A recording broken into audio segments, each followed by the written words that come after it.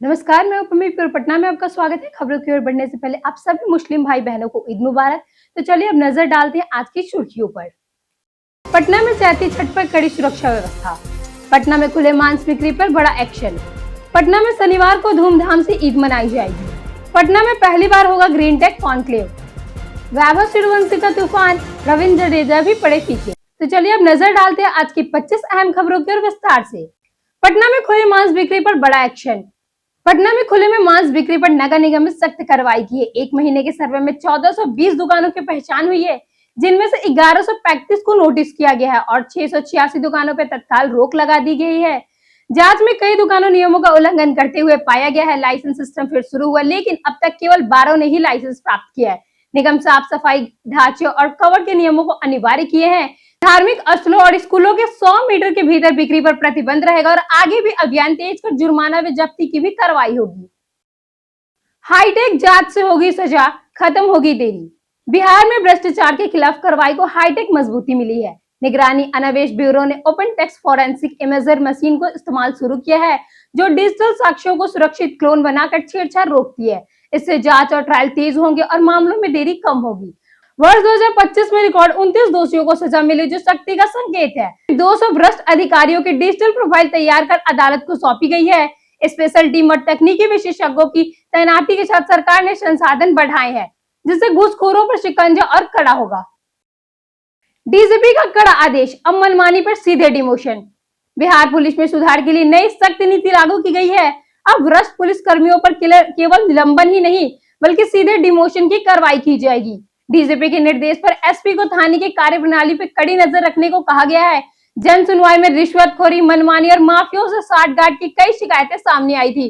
पहले निलंबन के बाद राहत मिलने से कार्रवाई बेअसर हो जाती थी, लेकिन इसलिए अब अस्थायी सजा पर जोर है। इस कदम से पुलिस में अनुशासन बढ़ेगा, भ्रष्टाचार पर लगाम लगेगी और आम जनता को भरोसा मजबूत होने की उम्मीद है। महावीर मंदिर ने जारी किया विक्रम संवत कैलेंडर। महावीर मंदिर ने विक्रम संवत 2083 के लिए कैलेंडर जारी किया है, जो चैत्र शुक्ल प्रतिपद 19 मार्च 2026 से चैत्र अमावस्या 6 अप्रैल 2027 तक चलता है और 14 सारणियों में विभाजित है। इनमें महीनों के नाम हिंदू पंचांग के अनुसार, दिनांक अंग्रेजी कैलेंडर के अनुसार दिए गए हैं। इस वर्ष ज्येष्ठ के मलमास होने से 1 महीने की बढ़ोतरी हुई है। कैलेंडर में प्रमुख व्रत, पर्व, अमावस्या और पूर्णिमा की तिथियां भी दी गई है। साथ ही मंदिर में रामनवमी से 9 दिन पूर्व कलश स्थापना के साथ रामचरितमानस का 9वां पाठ आरंभ होगा, जो रामनवमी तक प्रातः 8 बजे से दोपहर 2 बजे तक चलेगा। जानिए आज कैसा रहेगा पटना के मौसम का मिजाज। पटना में मौसम अचानक बिगड़ने की संभावना जताई गई है। मौसम विभाग के अनुसार 40 से 50 किलोमीटर प्रति घंटे की रफ्तार से हवा तेज चल सकती है। साथ ही गरज और चमक, झमझमा बारिश भी हो सकती है। कुछ इलाकों में ओलावृष्टि की चेतावनी भी जारी की गई है, जिससे जनजीवन प्रभावित हो सकता है। इससे बदलाव के कारण दिन का तापमान गिनकर लगभग 25 से 28 डिग्री तक पहुंच सकता है, जिससे लोगों को भीषण गर्मी से राहत मिलेगी। प्रशासन ने लोगों से सतर्क रहने और आवश्यक सावधानी बरतने की अपील की है। पटना में चैती छठ पे कड़ी सुरक्षा व्यवस्था। पटना जिला प्रशासन ने आगामी चैती छठ को लेकर गंगा घाटों पर कड़ी सुरक्षा की व्यवस्था सुनिश्चित की है। 54 घाटों को 19 सेक्टरों में बांटकर प्रत्येक में पुलिस और सेक्टर अधिकारी को तैनात किए हैं। सुरक्षा के लिए drone, CCTV, river patrolling, SDRF, NDRF team और मेडिकल सेवाएं सक्रिय रहेंगी। 8 घंटा खतरनाक घोषित कर प्रतिबंधित किए गए हैं। निजी नावों का परिचालन भी बंद रहेगा। ग्राम रक्षा दल, स्वयं सेवक, नाविक और गोताखोर तैनात रहेंगे। जनता से अनुरोध है कि खतरनाक घाटों से दूर रहें। पटना में शनिवार को धूमधाम से ईद मनाई जाएगी। पटना में ईद उल फित्र 2026 21 मार्च यानी आज के दिन मनाई जाएगी, क्योंकि गुरुवार को चंद्र नहीं दिखा था। राजधानी के गांधी मैदान में सुबह 7:30 बजे तक नमाज का आयोजन होगा, जहां लगभग 20,000 लोग शामिल होने की उम्मीद है। प्रशासन ने सुरक्षा और प्रवेश व्यवस्था पूरी कर ली है। पटना जंक्शन स्थित जामा मस्जिद, फुलवाड़िया शरीफ और अन्य ईदगाहों में भी नमाज का समय घोषित कर दिया गया है। शहर के बाजारों में सेवई, ड्राई फ्रूट और कपड़े और अन्य सामानों की खरीदारी जारी है, जिससे उत्साह का माहौल पूरे शहर में छा गया है। गर्मी और गैस संकट से बिजली खपत में वृद्धि। मार्च 2026 में पटना और बिहार के अन्य जिलों में बिजली खपत में उल्लेखनीय वृद्धि हुई है। राजधानी पटना पिछले साल की तुलना में 112 मेगावाट बिजली की खपत हुई है, जो 105 मेगावाट से बढ़कर 517 मेगावाट हो गई है। गर्मी और गैस के संकट के कारण घरों में पंखा, कूलर, एसी और इंडक्शन उपकरणों का इस्तेमाल बढ़ा है। राज्य में कुल बिजली का खपत लगभग 4,900 मेगावाट है, जिसमें पटना का हिस्सा लगभग 6,000 से 650 मेगावाट हो चुकी है। बिजली कंपनियों ने 31 मार्च तक सभी मेंटेनेंस और ग्रिड स्थिरता सुनिश्चित करने का निर्देश दिए हैं, ताकि बढ़ती मांग को पूरा किया जा सके। पटना में पहली बार होगा ग्रीन टेक कॉन्क्लेव। पटना में 21 से 23 मार्च के बीच पहली बार नर्सरी एवं ग्रीन टेक कॉन्क्लेव 2026 का आयोजन होगा, जिसमें किसानों को बागवानी और उन्नति खेती से जुड़ी नवीनतम तकनीकों को जानकारी दी जाएगी। इस 3 दिवसीय कार्यक्रम में राष्ट्रीय और अंतर्राष्ट्रीय स्तर के 8 संस्थान और 12 से अधिक प्रगतिशील किसान शामिल होंगे। कृषि मंत्रालय रामकृपाल यादव ने मखाना विकास बोर्ड के कार्यकाल और लीची प्रोसेसिंग यूनिट पर विचार करेंगे। साथ ही किसानों की तकनीकी मदद और बिहार के कृषि उत्पादों को वैश्विक स्तर तक पहुंचाने की योजना भी उल्लेख किया गया। पटना में वेस्ट टू वंडर पार्क निर्माण शुरू। पटना में वेस्ट टू वंडर थीम पर डॉक्टर राजेंद्र प्रसाद बिहार गौरव पार्क का निर्माण शुरू किया जा रहा है। करीब 9 एकड़ में 15 करोड़ की लागत से बन रहे इस पार्क में 38 कलाकृतियों के जरिए बिहार की सांस्कृतिक विरासत दिखाई जाएगी। नीतीश कुमार ने अगस्त 2025 में इसका शिलान्यास किया था। पार्क में टायर, पाइप, बोतल, ई वेस्ट जैसे स्क्रिप्ट दिल्ली से लाया गया और कला तैयार हो रही है। गुजरात और ओडिशा के कलाकार इसमें योगदान दे रहे हैं। उद्देश्य पर्यावरण जागरूकता बढ़ाना, कचरे का पुनः उपयोग को बढ़ावा देना है। भारत इलेक्ट्रिसिटी समिट में बिहार बना फोकस स्टेट। बिहार ने भारत इलेक्ट्रिसिटी समिट 2026 में फोकस स्टेट के रूप में अपने ऊर्जा विजन को वैश्विक निवेशक के सामने प्रस्तुत किया है। राज्य में पीर 30,000 करोड़ रुपए एवं कचरा सौर एवं बैटरी स्टोरेज परियोजना को प्रमुख पहल के रूप में दिखाया गया है। 2030 तक 24 गीगावाट नवीनीकरण ऊर्जा एवं 6.1 गीगावाट ऊर्जा का भंडारण लक्ष्य रखा गया है। निवेशकों को ट्रांसमिशन शुल्क में छूट, ऊर्जा बैंकिंग, कार्बन क्रेडिट जैसे सुविधाएं दी जा रही है। अब तक 87 लाख सीमेंट प्रीपेड मीटर लगाए गए हैं और 2.2 करोड़ उपभोक्ताओं को बिजली 24 घंटे उपलब्ध है। नीतीश कुमार की समृद्धि यात्रा 5वें चरण का शेड्यूल जारी। बिहार के मुख्यमंत्री नीतीश कुमार की समृद्धि यात्रा के 5वें चरण का शेड्यूल जारी हुआ है। यह चरण 23 मार्च को जहानाबाद और अरवल से होकर 24 मार्च को कैमूर और रोहतास, 25 मार्च को भोजपुर और बक्सर होते हुए 26 मार्च को पटना समाप्त होगा। यात्रा के दौरान विकास योजनाओं की समीक्षा, अधिकारियों के साथ बैठक और जनसंवाद के जरिए लोगों की समस्याएं सुनते हैं, साथ ही नई परियोजनाओं की घोषणा भी करते हैं। राजनीतिक रूप से यह यात्रा अहम मानी जा रही है, क्योंकि उनके राज्यसभा जाने की चर्चाएं तेज है, जिससे इसे अंतिम यात्रा भी माना जा रहा है। पटना जंक्शन पर 100 कछुआ संघ तस्कर गिरफ्तार। पटना जंक्शन पर रेल पुलिस ने कछुआ तस्करी के एक बड़े नेटवर्क का भाड़ाफोड़ किया है। गुप्त सूचना के आधार पर चलाए गए विशेष अभियान के दौरान ट्रेन में छापेमारी कर करीब 100 जिंदा कछुआ बरामद किए गए। तस्करी ने बोरियों में भरकर दूसरे राज्य ले जाने की तैयारियां कर रहे थे, लेकिन पुलिस ने समय पर कार्रवाई कर योजना को विफल कर दिया। एक तस्कर को गिरफ्तार कर पूछताछ की जा रही है। बरामद कछुओं की कीमत लाखों से करोड़ों रुपए की आंकी गई है। पुलिस अब इस अवैध कारोबार से जुड़े नेटवर्कों का पता लगाने में जुटी हुई है। बिहार अस्पताल अलर्ट में हीटवेव योजना लागू। बिहार स्वास्थ्य विभाग में बढ़ती गर्मी संभावित हीटवेव से निपटने के लिए 3 स्तरीय रणनीति तैयार की है: प्री हीट, हीट और पोस्ट हीट। इसके तहत अस्पतालों में विशेष वार्ड बनाए जाएंगे। दवाएं और एम्बुलेंस की व्यवस्था अलर्ट मोड में रहेगी और हर जिले में रैपिड रिस्पांस टीम का गठन होगा। स्वास्थ्य कर्मियों और हीट स्ट्रोक के इलाज का विशेष प्रशिक्षण दिया जाएगा।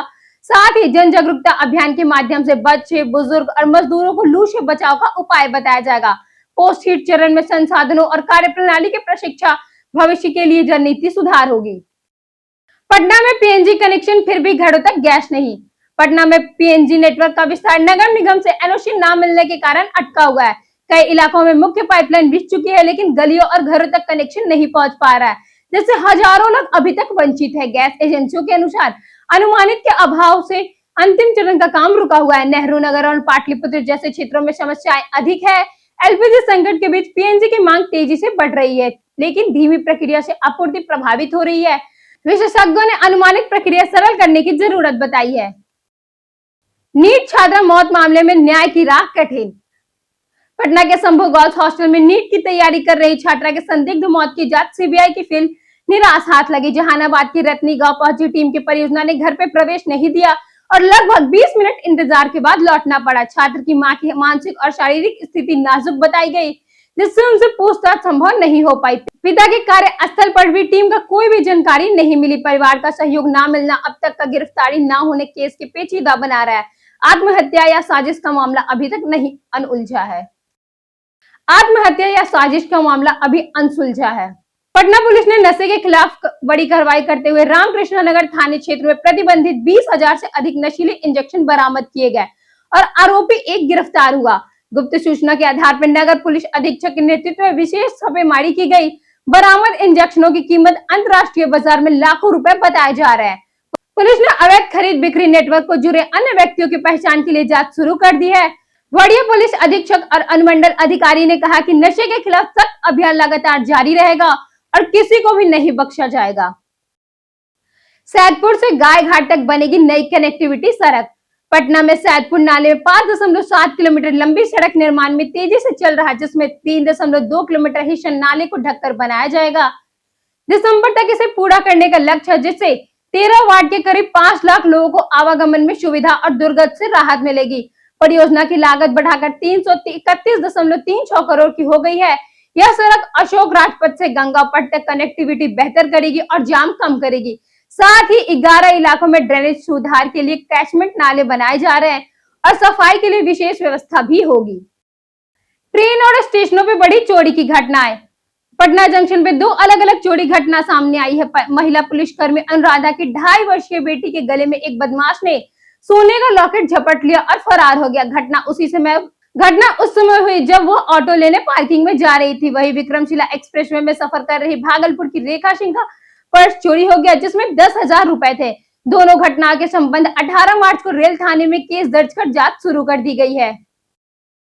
दुलारचंद यादव हत्याकांड में अनंत सिंह की जमानत। मोकामू के जदयू विधायक बाहुबली नेता अनंत सिंह के दुलारचंद यादव हत्याकांड में पटना हाईकोर्ट ने जमानत मिल गई है, लेकिन बेल बंद प्रक्रिया नहीं होने के कारण रिहाई सोमवार 23 मार्च तक टल गई है। यह फिलहाल बेउर जेल में है और अक्टूबर 2025 की हत्या में मुख्य आरोपियों में शामिल है। जेल में रहते हुए भी उन्होंने मोकामा सीट से चुनाव जीत हासिल कर लिया और हाल ही में राज्यसभा चुनाव में मतदान भी किए। अनंत सिंह की राजनीति सफर विवादित रहा है। सोमवार को उनकी रिहाई के बाद समर्थक उनका स्वागत करने के लिए तैयार है। लालू परिवार ने 20 साल पुरानी परंपरा तोड़ी। इस बार राबड़ी आवास पर लालू यादव की 20 साल पुरानी इफ्तार पार्टी नहीं हुई। राजद कार्यालय में भी आयोजन नहीं हुआ। रमजान के दौरान आमतौर पर राबड़ी देवी के आवास पर भव्य इफ्तार को आयोजन होता है, जिसमें पार्टी नेता, कार्यकर्ता और अन्य दलों के नेता भी शामिल होते थे। पिछले साल यह आयोजन अब्दुल बारी सिद्दीकी के सरकारी आवास पे किया गया था। इस बार ना तो राबड़ी आवास, ना ही सिद्दीकी के आवास और ना ही पार्टी कार्यालय में कोई इफ्तार पार्टी हुई, जिससे लालू के परिवार की पारंपरिक परंपराओं को धीरे धीरे टूटने नजर आने लगे हैं। पटना के पर्यटक स्थल में आज बात होगी एक्वा वाटर पार्क की। पटना का एक्वा वाटर पार्क गर्मियों में सुकून और मस्ती का शानदार ठिकाना है। यहाँ अलग अलग तरह के वाटर स्लाइड, वेब पूल और किड्स जोन मौजूद है, जहाँ बच्चे और बड़े दोनों ही खूब एंजॉय करते हैं। साफ सफाई का भी सुरक्षा का विशेष ध्यान रखा जाता है, जिससे परिवारों के साथ समय बिताना और आरामदायक बनता है। पार्क में फूड स्टॉल और बैठने की अच्छी व्यवस्था भी है। छुट्टियों या वीकेंड पे दोस्तों और परिवारों के साथ यहाँ आकर लोग गर्मी से राहत के साथ भरपूर मनोरंजन का आनंद लेते हैं। वैभव सूर्यवंशी का तूफान, रवींद्र जडेजा भी पड़े फीके। वैभव सूर्यवंशी आईपीएल 2026 से पहले शानदार फॉर्म में नजर आ रहे हैं। रवींद्र जडेजा के खिलाफ अभ्यास सत्र में उन्होंने बल्लेबाजी करते हुए चौके छक्के लगाए और सभी को प्रभावित किए। राजस्थान रॉयल्स के नेट्स में उनका आत्मविश्वास साफ दिखा, जिसका वीडियो सोशल मीडिया पे बहुत ही ज्यादा वायरल हो गया है। पिछले सीजन में अभी उन्होंने रिकॉर्ड तोड़ा और प्रदर्शन कर अपनी पहचान बनाई थी। अब उनका लक्ष्य टीम को खिताब जिताना है और 28 मार्च से शुरू होने वाले आईपीएल 2026 में उभरते सितारों पर भी सभी को नजर रहेंगे। बीते दिन हमारे द्वारा पूछे गए सवालों का जवाब आप लोगों में से बेहद लोगों ने हमारे कमेंट सेक्शन में लिख कर दिया है।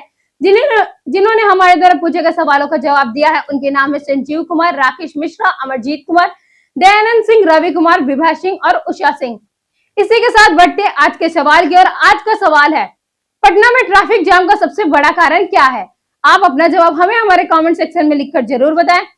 आज के लिए इतना ही। बिहार के तमाम खबरों के साथ बने रहने के लिए देखते रहिए प्योर पटना।